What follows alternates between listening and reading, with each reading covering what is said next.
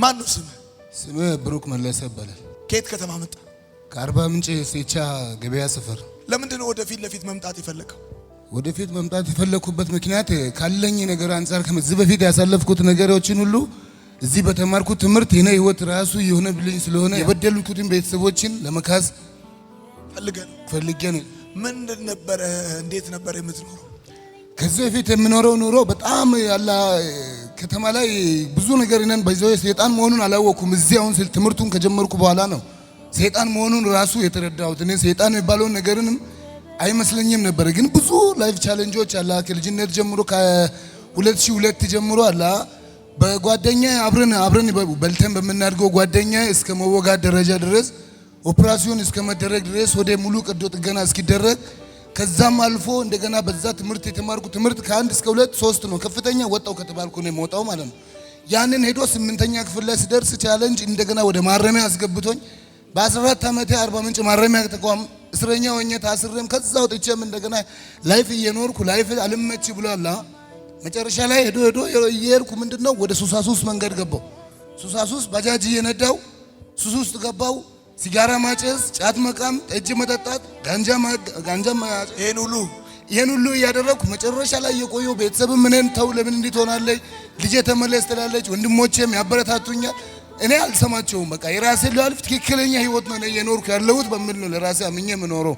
ሰኞ ከገባ በኋላ ስትማር ምን አለ? ከዛ በኋላ ያለው ነገር ከዚህ ያሳለፍኳቸው ነገሮችን ሳስበው አሁን የጠፋ ልጅ የሚባለው ነገር መጨረሻ ላይ ስረዳ እናቴም እንደዛ የምትለው አባቴ የሚለው ወንድሞቼ የሚሉትን ሁሉ ነገር ተረድቼ አልሰማውም ነበር። ግን ከዛ ውጪ እስካሁን የማደርገው አሁን ጋንጃውን ከማጨስ አልፎ ሴቻ ላይ አከፋፋይ ሻጭ ነኝ። አከፋፋይ ሻጭነት ውስጥ እያለሁ እና አባቴ ሰየመኝ ቤተሰብ ሰየመኝ ብሩክ መለሰ ብሎ ነው። ግን ያን ስም ቀይሮ ጓደኞቼ ምን የሚል ራስ በትበት የሚል ስያሜ ለኔ የማረግ ስም ድብቅ ስም አለ ራስ በትበት ተብሎ ይሄን በአካውንት ሲመረቅ አላ ስሜ ላይ እነሱ የሰጡትን ማተብ ይሄው ስሜ ላይ ራስ በትበት ብዬ እስከ ማሳተም ደረጃ ድረስ ደርሼ ያን ያደረኩ ያ ላይፍ ላይ ባለውበት ሰዓት ነው። አሁን ላይ በቃ እግዚአብሔር እኛ ለልጆችም ከዚህ በኋላ ትምህርት ተምሬያለሁ። ለልጆችም ከኔ ጓደኞች ከዚህ በኋላ የነስም በትበት ብሎ እንዲጠሩኝ አልፈልግም። ከቻሉ ብሩክ መለሰ ይበሉ፣ አሊያ ደግሞ እንዲሁም እዚህ ስሜን ቀየርኩና ከዚህ በኋላ እንዲሁም ደማስቆ ብሎ ቢጠሩ ደስ ይለኛል። በቃ የቤት ስሜ ደማስቆ ይሁን። የምሬን ነው። ቅጥያ ስም ካስፈለገኝ ደማስቆ ብሎ ቢጠሩ ደስ ይለኛል። ለምን ከዚህ በኋላ የለውጥ ነው። ጓደኞች አርባ ምንጭ ላይ ያሉ ልጆች የኔን የሚያውቁ ያውቃሉ። አብዛኛው ሴቻ ላይ የኔን ያውቁኛል።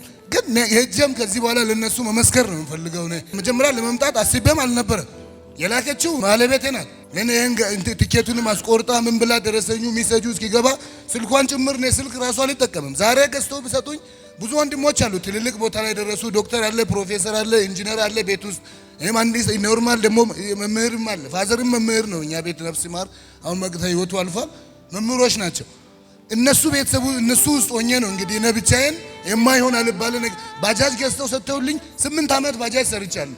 ከ2008 እስከ 2016 ድረስ እየሰራው እጄ ላይ የሚጠቅመው ነገር የለም፣ የሚጠቀም ነገር የለም። መጨረሻ ላይ ብራዘሩ ባጃጁንም አላ በቃ አንተ ወዝዴም ስለማትጠቀም በሌላ ሰው ብሎ አንተ ራስህ ሌላ ስራ ብሎ ከራሱ ጋር ወደ ኮንስትራክሽን ስራ ላይ አስገባነን። አስገብቶም ከሱ ጋር እየሰራው በቀን 1000 ብር ይከፍለኛል።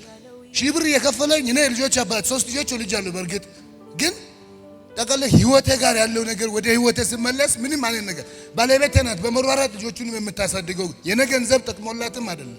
እኔ ወስጄ ገንዘብ በሱሱ በጫቱ በምኑ ለዛ ከዚህ በኋላ ላለው ነገር ግን እግዚአብሔር የምህረት ዓመት አድርጎልኝ ልክ እንደ ደማስቆ በቃ ደማስቆ ትልቅ ትምህርት ቦታ ነው። እኔ ግን ጥያቄ ሆነብኝ።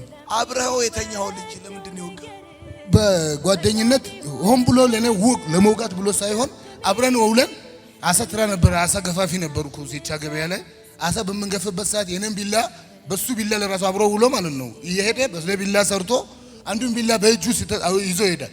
የኔን ቢላ ማለት ነው ይዞ ሲሄድ ረባዩ አልኩ ጓደኛዬ ነው ይሁልሽ አንድ ላይ ነው ባዩ ቢላውን ወዴት ነው ስል ወይኔ ይቅርታ ወንድሜ ብሎ እንዲህ ቢላውን እንካ ብሎ እንደመጣል ነው ለኔ ሲወረውር ቃርጣለች መደብ ላይ ቆመን ነበር የምንገፈው። በምንገፍበት ሰዓት እኔ በቆምኩበት ቢላው ከዚህ የተፈናጠረው ቂጡ ቃርጣ ላይ ነጥሮ ይሄው እዚህ ጋር ነው የገባው። አየውታው ቢላው የገባበት ቦታ ማለት ነው። እዚህ ጋር ቢላው ስገባ እኔ ቢላውን እንደነቀልኩ ቦታውን እንዳርጋ አፍኛ ይዤ ቀጥታ ወደ ሆቤት ነው የሄድኩት።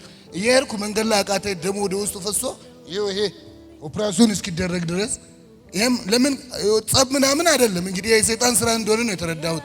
ከዛ በኋላ አንድ ቀን የሆነ ሰዓት ላይ ሰክሬ ደሞ ይሄ በቅርብ ነው ሰክሬ ቤተሰብ ጋር ሲጨቃጨቅ ገንዘብ ስጭኝ በሚል ሲጨቃጨቅ አንተ ምናምን አሁንም አትማርም ምናምን ብለህ ሲጨቃጨቅ በቃ እንዲህ ካላደረግሽኝ ምናምን ብዬ እግዚአብሔርን ታቀለ በልቦና ሆኛ አይደለም ግን እስከ ቤት ውስጥ ጣራ ላውጥቼ እስከ መሰቀል ድረስ ይሄው አንገቴ ላይ ምልክቱ ይታያል። አሁንም ድረስ እስከ መሰቀል ድረስ ያደረሰኝ የኔ ፍላጎት ሆኖ አይደለም መኖር ነው የምፈልገው። ልጆች ነው ልጅ አለ 3 ልጆችን አብላካት ብሩክ ያብስራ ብሩክና አብሲያና ብሩክ ተብሎ 3 ልጆች አሉ።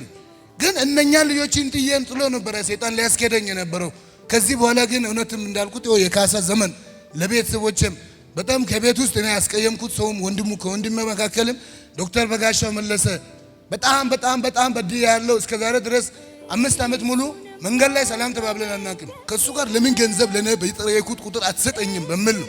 ሌላ ምንም ምክንያት ኖሮ አይደለም።